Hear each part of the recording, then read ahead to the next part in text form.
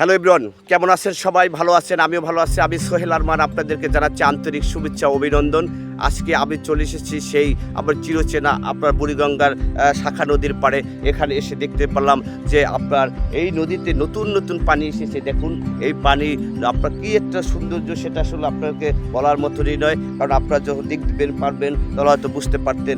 আসলে এই পানিটার উপর নির্ভর করে এই যে আমার পিছনে দেখেন এই যে গ্রাম, এই যে আপনার এখানে অনেক ফসল তৈরি করা হয় এই পানিটার উপর নির্ভর করে। কারণ হলো পানি ছাড়া কোনো ফসলই আসলে ভালো জন্মে না। এই দেখা যাচ্ছে কি আমরা অনেক সময় অনেক কথাই বলি যে আসলে সেচ দিয়ে পানি তৈরি করে সেখান থেকে আপনার ফসল তৈরি করতে পারবেন বা অনেক কিছু করতে, আসলে না। আল্লাহর যে একটা পানি, সেই পানিটা আসলে যে প্রচুর পরিমাণে আপনি ব্যবহার করতে পারবেন তার কোনো হিসাব নেই, তার কোনো লিমিটেড নেই। এই দুনিয়াতে মানুষ যখন আল্লাহ পাক সৃষ্টি করেছেন তখন মানুষের রিজিকের জন্য ব্যবস্থা করেছেন। তদ্রূপে এই যে দেখুন, আমি আপনাদের বলতেছি নদীর কথা। সেই নদীটা আমি আজ থেকে আরও 10 বছর আগে দেখেছি, অনেক বড়। এখানে আপনার প্রচুর পরিমাণে আপনার মাছ পাওয়া যেত এবং এখানে আপনার প্রচুর পরিমাণে পানি থাকতো। এখন নাই, মানুষের জলদস্যুর কারণে বা যেটাই বলেন এখন আস্তে আস্তে নদীগুলো বিলীন হয়ে যেতেছে, পানিগুলো আসলে নাই। এই যে দেখেন নব্য পানিগুলো আসলে নতুন। এই যে আমি হাঁটতেছি, আপনাদেরকে দেখাই, চলুন একটু সামনের দিকে যায় পানির ভিতরে।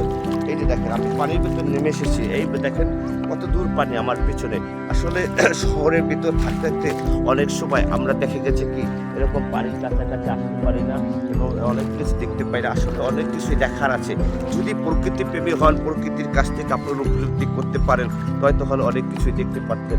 আসলে এটা হলো আপনাদেরকে বলতে চাই সেজন্যই, যদি কৃষি বান্ধব এদেশে আপনারা যদি ফসল চাষ করেন তাহলে আপনার পানির কোনো বিকল্প নেই। পানিকে আপনি ধরে রাখতে হলে পানিকে কী করতে হবে, আপনার যে পর্যাপ্ত পরিমাণে খাল খনন করতে হবে, নদীতে পরিষ্কার রাখতে হবে, পানি যাতে যাতায়াত করতে পারে এবং আপনার ফসল চাষাবাদের জন্য যাতে উপকার হতে পারে। সেটা আসলে অনেক কিছুই আছে, সেটা আসলে করেন না বিদায় আমরা অনেক কিছুই সেটা আসলে পিছিয়ে পড়ে থাকি।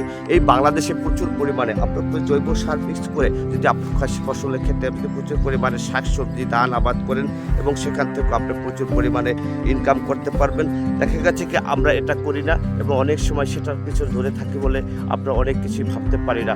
আসলে ভাবার, আসলে চিন্তা করার অনেক কিছুই আছে এই জগৎ সংসারে। আপনি যখন এসেছেন, আপনার যখন থাকবেন, আপনাকে আপনার রিজিকের সন্ধান করতে হবে। অনেকে চিন্তা করতেছে যে রিজিকের উপর চিন্তা করেই যদি সব কিছু করা যায়, সেটা আসলে কখনোই সম্ভব নয়।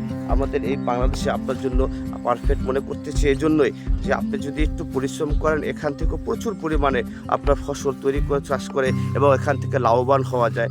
দেশ ও দেশে আপনি যদি রপ্তানি করেন, দেশের উন্নয়ন বেড়ে যায়। শুধু বিদেশের উপর নির্ভরশীল হয়ে না হয়ে যদি কৃষির উপর নির্ভরশীলও হন, এদেশ থেকেও আপনি প্রচুর পরিমাণে ইনকাম করতে পারবেন। তবে আপনাকে একটু সচেতন থাকতে হবে, একটু সময় ধৈর্য ধরে আপনার কাজ করতে হবে, কাজের প্রতি মনোবল থাকতে হবে এবং সৌন্দর্যের প্রতি প্রেমিক হতে হবে। কোনো কিছু ক্ষতি করা যাবে না, অন্যের ক্ষতি করে নিজের কখনোই ভালো কিছু করা যায় না। এটা খেয়াল রেখে যদি আপনি প্রতিনিয়ত আপনার কাজের প্রতি ফোকাস করেন এবং দেশের প্রতি ভালোবাসার প্রতি যদি একটু বিড়ম্বল হন, তাহলে হয়তো আপনার ভালোবাসাটা আরও পূর্ণতা পাবে। তাই আপনাদেরকে বলতে চাই, এই পানি ধরে রাখুন, পানির সৌন্দর্য বর্ধন করুন এবং পানির নিষ্কাশন থেকে বিরত রাখুন, যাতে করে আমাদের দেশের উন্নয়নটা আরও বেড়ে যায়। সেদিকে খেয়াল রাখুন। আপনারা সবাই ভালো থাকেন, সুস্থ থাকেন, সুন্দর থাকেন। আপনাদের পরবর্তী ভিডিও দেখার জন্য আমার সাথেই থাকুন। সোহেল আরমান, নারায়ণগঞ্জ, ঢাকা।